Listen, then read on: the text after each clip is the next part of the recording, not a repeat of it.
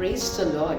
யோவான் 16 அதிகாரம் 24 வசனத்தில் நாம் எப்படியாய் வாசிக்கிறோம், நீங்கள் என் நாமத்தினாலே ஒன்றும் கேட்கவில்லை, இப்பொழுது கேளுங்கள், உங்கள் சந்தோஷம் நிறைவாய் இருக்கும்படி பெற்றுக்கொள்வீர்கள் என்று சொல்லி வாசிக்கிறோம்.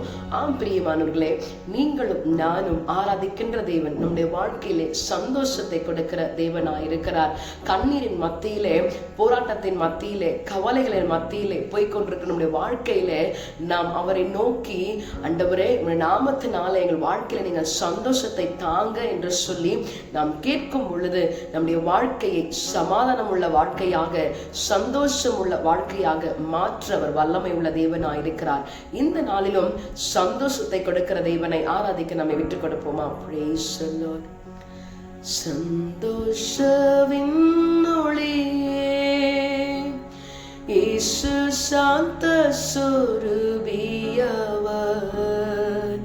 பள்ளத்தாக்கின் லீலி சாரோனின் ரோஜா பாரிலே வந்துதித்தார். சந்தோஷவின் ஒளியே.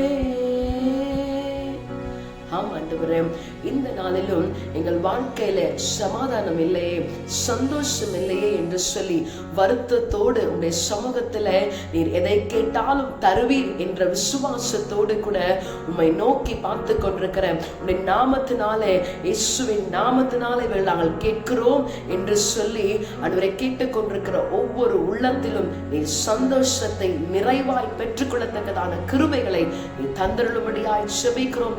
ஆசீர்வதியும் இயேசுவின் நாமத்தில் தாழ்மையோடு செபிக்கிறோம் எங்கள் ஜீவனுள்ள நல்ல பிதாவே. ஆமென். God bless you. Have a blessed day.